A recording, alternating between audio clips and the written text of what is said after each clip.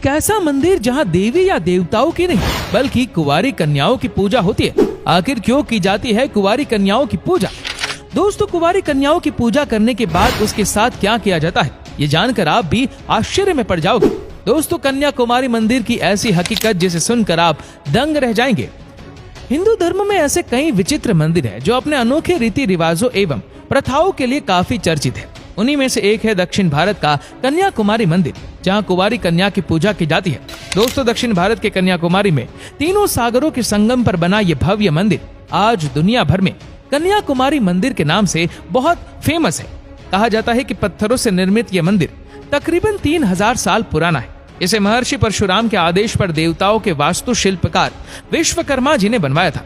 पौराणिक कथा के अनुसार असुर राज महाबली के पुत्र बाणासुर में घोर तपस्या करके भगवान शिव को प्रसन्न किया था और उनसे वरदान में अमरता का वरदान मांगा था, परंतु अमरता का वरदान प्रकृति के विरुद्ध था।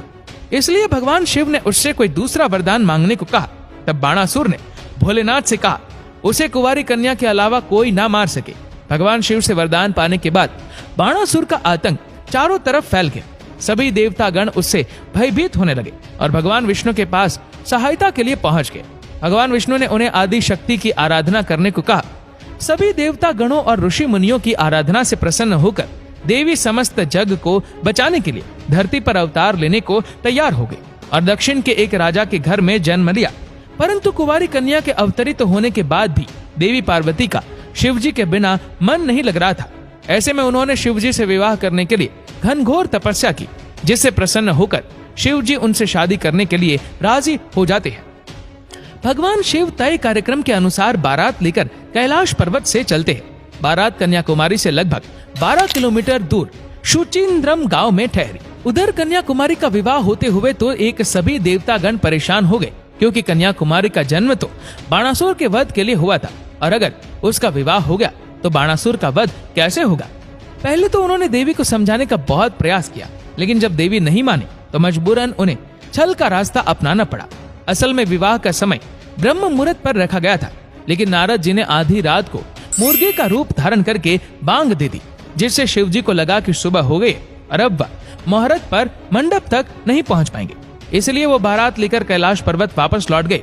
वहीं दूसरी तरफ बारात के ना आने से देवी क्रोधित हो जाती है और बारात के लिए बना सारा भोजन समुद्र में फेंक दिया, जो कि आज भी दाल चावल के आकार में कन्याकुमारी के तट पर रंग बिरंगी पत्थरों के रूप में देखने को मिलते हैं। इस घटना के बाद देवी कुमारी के दिव्य सौंदर्य की चर्चा बाणासुर तक भी पहुंची और उसने देवी से विवाह करने का प्रस्ताव भेजा।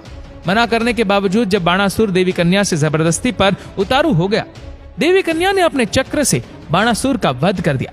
कहा जाता है कि बाणासुर के मारे जाने के बाद परशुराम और नारद जी ने देवी से कलयुग के आखिर तक इसी जगह पर रहकर शैतानी शक्तियों से लड़ने की प्रार्थना की और देवी वहीं पर ठहर गई।